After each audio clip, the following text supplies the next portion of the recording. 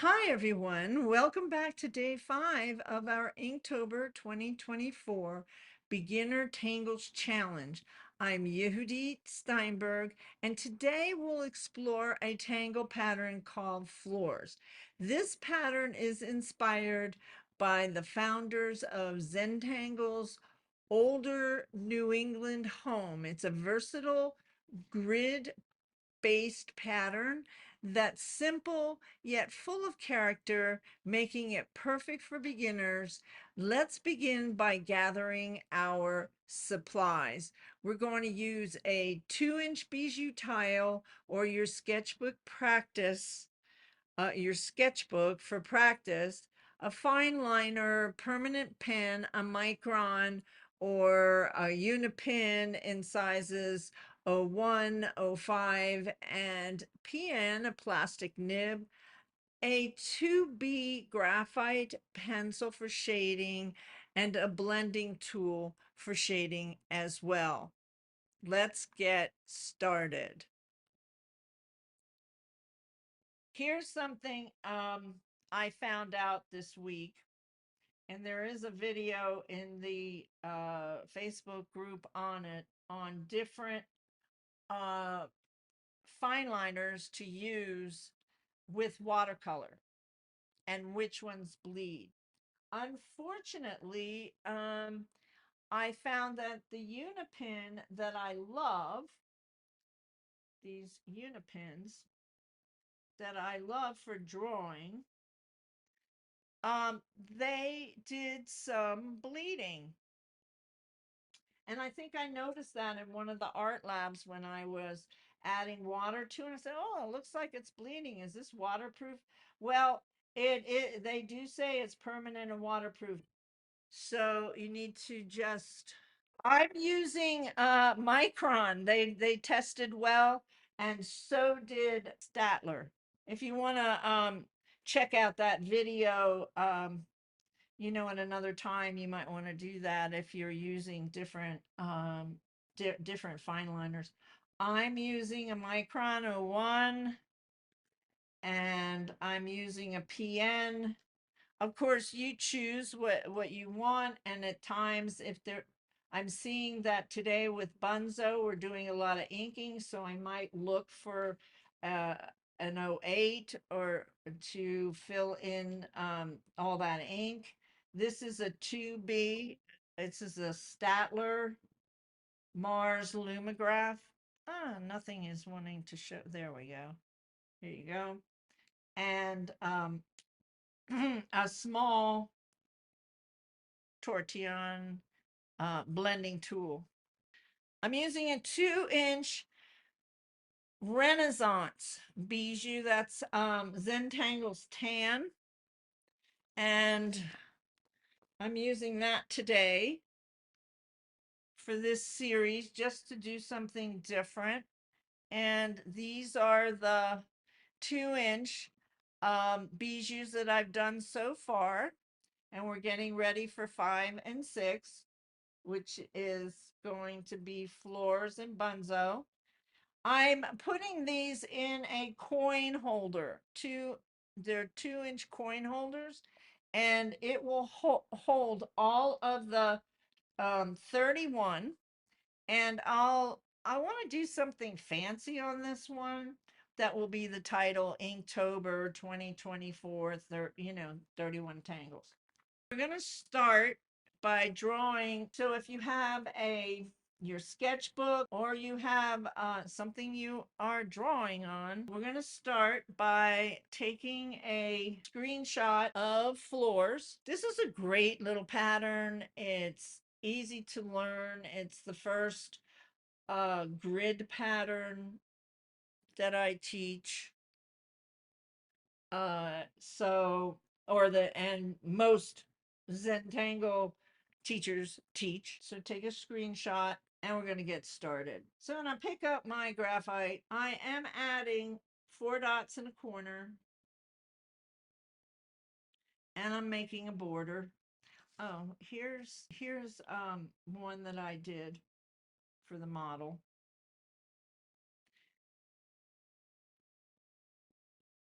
I'm going to add turn my tile.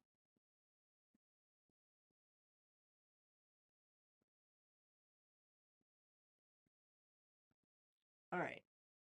So now we have our borders. And what I'm doing now is step 1, making diagonal lines as even as I can. Florz is an interesting pattern. I'm going to use my 01 to get started. It was on Maria's floor.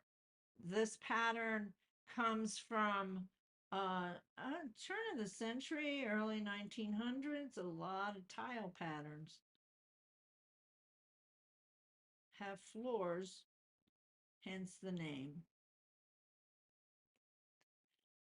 Then I'm going to do the second step, which we'll go the other way to make some squares. And it's nice if it lines up, but it doesn't have to. I just want to have them some. Well, I guess we could do a crazy floors too and not have it all so angular, but I like to start when we first are learning a pattern. I like to do it simple. The big thing about floors is that we're going to come to the crossroads here, and we're going to do little triangular, well, make a diamond shape. And the size of the diamond will be different, will look different with your patterns. So it's great to practice this differently. Different size diamond shapes, smaller, larger. You don't have to have diamonds if you wanted to put another shape in there. Whatever comes to you, and experiment. This is a great pattern that you can do a lot of different embellishments.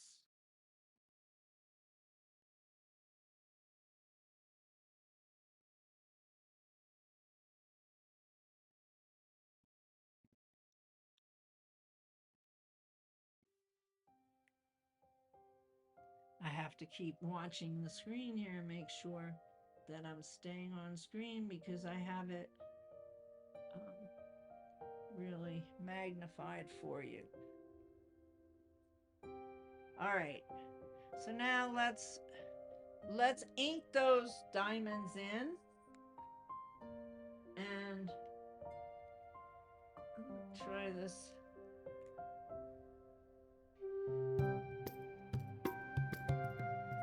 Well, maybe this works.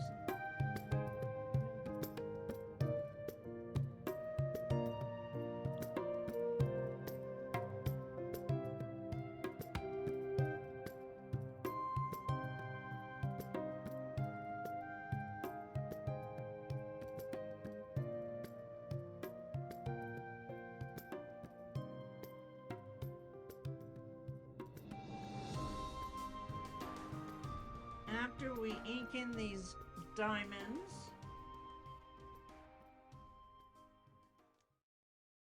I'm going to put a little embellishment. I'm not going to get too crazy because you can check your the links that are provided in the information I gave you, and you can also do a search for Florz Zentangle pattern and see what comes up. Of course, tanglepatterns.com, she has different videos that mainly Zentangle group have done in their project packs and stuff. And it's really great because who would find all that? So tanglepatterns.com is a good place to go. I'm going to go back to my, I think I'm going to use the PN plastic nib for those heavy handers like me. And we're going to just aura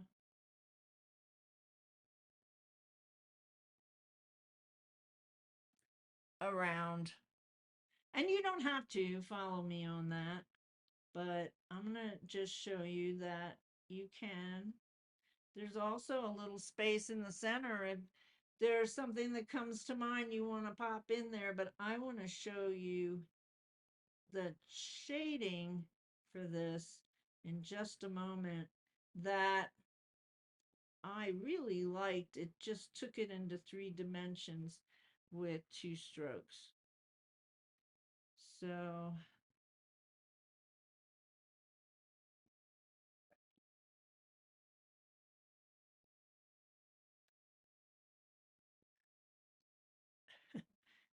my lines look a little imperfect, and so I'm going to use the coat with Barbara Langston, Not Perfect Zen. I'm not really striving for perfection here. I'm focusing on one line at a time, putting my attention to it, and not about the bills I have to pay later, to help give me some quiet time and enjoyment in a day that sometimes is challenging for me. That's the meditative drawing part of Zentangle method. Okay, we have floors. If I was doing this on my own and had all the time in the world, I'd be making sure that, and I probably go back over that those little black areas don't have little spaces in them.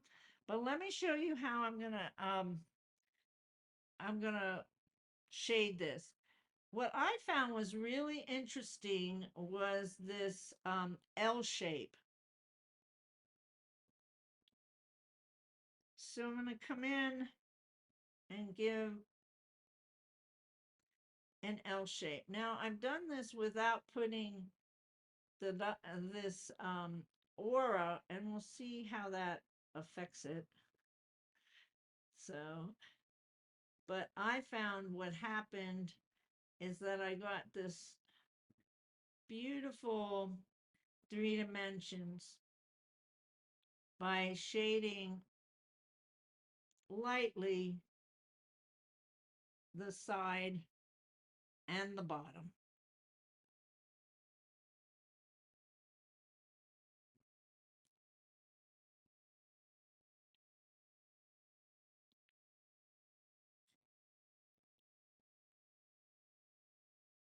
Okay, and then I pick up the tortillon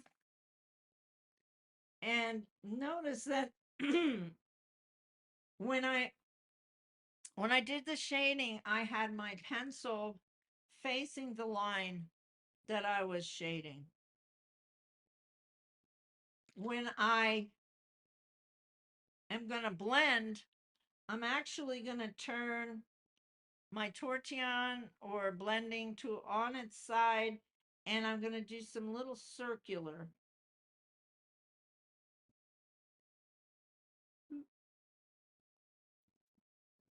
Whoop. I think I lost where I was at.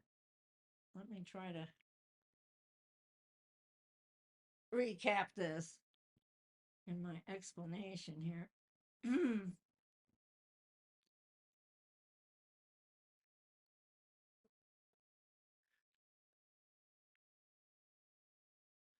Seems to be on this tortillon seems to be taking the paper up. So I would be light on it.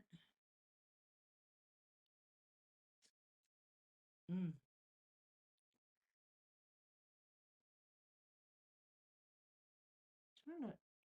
I think I turned it. Oh, here we go.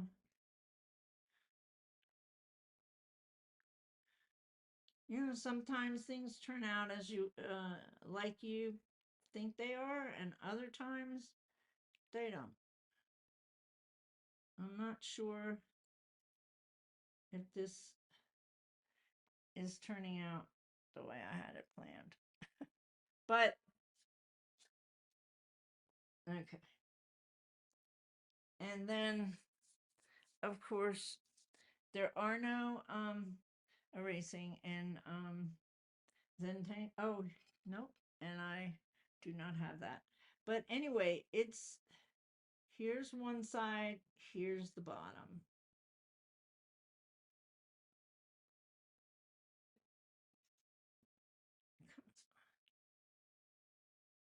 Now I noticed that on the Zentangle tiles, we do get more smudging with than on a Bristol vellum paper, and that can be a little. Then I would kind of clean it up a little bit.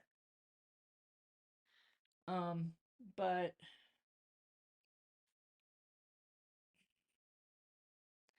I'll turn the tile a little bit, take a look at it, see what direction. I think this is the direction. And I'm gonna give it a little border.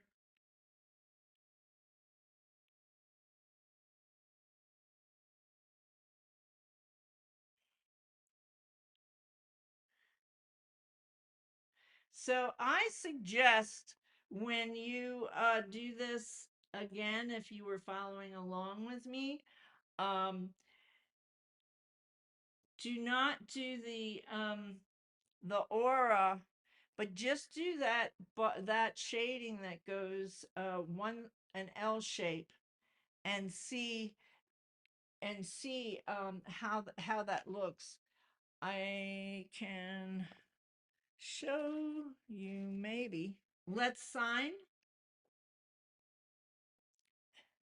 and then turn it over, and we're going to make our notes. This is Inktober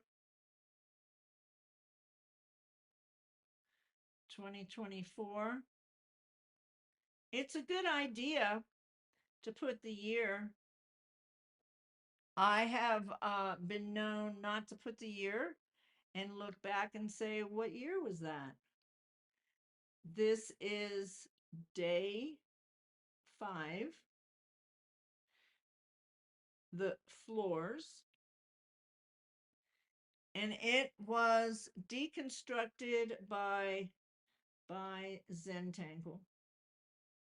It is one of the beginner tangles that they teach. And let's give it a date, which is October, I think we're the 6th.